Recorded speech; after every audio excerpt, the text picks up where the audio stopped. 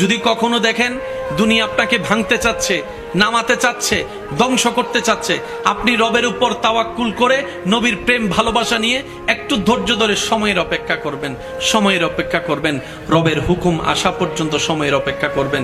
মনে রাখবেন, ভাঙ্গা জিনিসগুলাকে আল্লাহ এমন ভাবে সুন্দর করে নতুন করে সাজাবে, আপনাকে এমন সুন্দর জীবন দান করবে, যারা আপনাকে নামাতে চেয়েছিল তারা আপনি পর্যন্ত আর পৌঁছাতে পারবে না। সুবহানাল্লাহ। যারা আপনাকে টেনে ধরে নামাতে চেয়েছে তারা অনেক পিছনে পড়ে থাকবে, আপনি রবের রহমত নিয়ে অনেক দূরে এগিয়ে থাকবেন। মনে রাখবেন, শুধু একটু সয়ে যাবেন, একটু ধৈর্য ধরে থাকবেন, একটু সহ্য করে চুপ করে থাকবেন। যত সইবেন তত পাইবেন, যত সইবেন তত পাইবেন। কোনো আফসোস নাই, কোনো আপত্তি নাই, কোনো হা হুতাশ নাই। রবকে শুধু এতটুকু বলবেন যখনই মন খারাপ হবে, সিজদায় মাথাটা ঝুঁকিয়ে, ইয়া রব, আমি যা পেয়েছি কোনো কিছু পাওয়ার যোগ্যতা আমার কাছেই নেই, সব তুমি দয়া করে দান করেছো, সব তুমি দয়া করে দান করেছো। একটা জিনিস পাওয়ার যোগ্যতা আমার নাই, এই চোখ পাওয়ার মতো যোগ্যতা আমার কাছে নেই, এই কান শোনার মতো কান আমার কাছে নাই। আল্লাহ, কোনো কিছুরই পাওয়ার যোগ্যতা নাই, তুমি দয়া করে দেখার জন্য দুইটা চোখ দিয়েছো, তোমার দরবারে শুকরিয়া।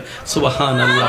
তুমি শোনার জন্য দুইটা কান দিয়েছো রব, তোমার দরবারে শুকরিয়া। কিভাবে শুকরিয়া আদায় করবো রব? আমার কাছে ভাষা নাই। হাজার গুনাহ করেছি, তুমি রিজিক বন্ধ করে দাও নাই। ফজরের নামাজ পড়ি নাই, ঘুম থেকে উঠার আগে তুমি তো আমার জন্য নাস্তার ব্যবস্থা করে দিয়েছো। সুবহানাল্লাহ। আল্লাহ, এত গুনাহ করেছি, এত নাফরমানি করেছি, তারপরে তুমি বারবার ডেকেছো, বারবার করে ডেকেছো, বারবার করে ডেকেছো। কুল ইয়া ইবাদিয়াল্লাযিনা আসরাফু আলা আনফুসিহিম লা তাকনাতু মির রাহমাতিল্লাহ। তুমি বলেছো মাওলা, তুমি বলেছো, বুঝতে পারিনি বুঝার মতো করে আল্লাহ তুমি এত দয়া করেছো। আল্লাহ, না বুঝে অনেক হা হুতাশ মন খারাপ করেছি, আজকে থেকে আর করব না। আজকে থেকে তুমি দিলো আলহামদুলিল্লাহ, না দিলে ডবল আলহামদুলিল্লাহ, না দিলে ডবল আলহামদুলিল্লাহ, না পাইলে ডবল আলহামদুলিল্লাহ। কারণ যেটা পাওয়া সেটা আমার চাওয়া ছিল, যেটা না পাওয়া সেটা তোমার চাওয়া ছিল, আর আমি বান্দা হয়ে তোমার চাওয়াতেই খুশি হয়ে আলহামদুলিল্লাহ বলতে লাগলাম। আপনি এই অভ্যাসটা একটু করার চেষ্টা করেন, কোনো হা হুতাশ নাই, কোনো আফসোস নাই। আলহামদুলিল্লাহ, আলহামদুলিল্লাহ, আলহামদুলিল্লাহ, আলহামদুলিল্লাহ। এবার রব্বুল আলামিন আপনার এই আলহামদুলিল্লাহ যদি রবের দরবারে একবার কবুল হয়ে যায়, লা ইন শাকারতুম লা আযীদান্নাকুম আয়াত আপনার উপর চলে আসবে নিয়ামত হয়ে। বলেন না সুবহানাল্লাহ। বড় ভাই বড় যারা আছেন, ছোটদেরকে বুকে টেনে নেন। ছোটরা যারা আছেন, সব রাগ অভিমান ভুলে বড় ভাইকে পিছন থেকে জড়ায় ধরা শুরু করেন। কারণ যেই কারণে, যে কথার কারণে, যে বিষয়ের কারণে আজকে নিজের মায়ের পেটের ভাই বোনদের মধ্যে দ্বিধাদ্বন্দ্ব, এর মধ্যে 80% শয়তানের হাত আছে না নাই? ছোট কথাকেও বড় হিসাবে আপনার সামনে তুলে ধরেছে। আবার কিছু কিছু মানুষ ওয়াসওয়াসিল খান্নাস, আপনার পরিচিত মানুষ আপনার বিপক্ষে, আপনার ভাইয়ের বিপক্ষে আপনাকে কান পরা দিয়ে আপনাদের ভিতর দূরত্ব এনে দিয়েছে। কথা বলেন ঠিক কিনা?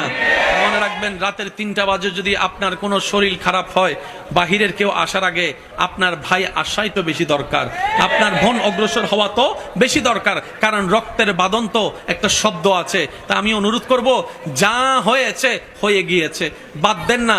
নবী রাহমাতুল্লিল আলামিন বলে, যে ক্ষমা করে আল্লাহর সন্তুষ্টির জন্য আল্লাহর অন্য বান্দাকে আল্লাহ তাআলা খুশি হয়ে ওই বান্দাকেই ক্ষমা করে দেয়, যে নিজের রাগকে কন্ট্রোল করে, নিজের ভাইকে বন্ধুকে ক্ষমা করেছে আল্লাহকে খুশি করার জন্য।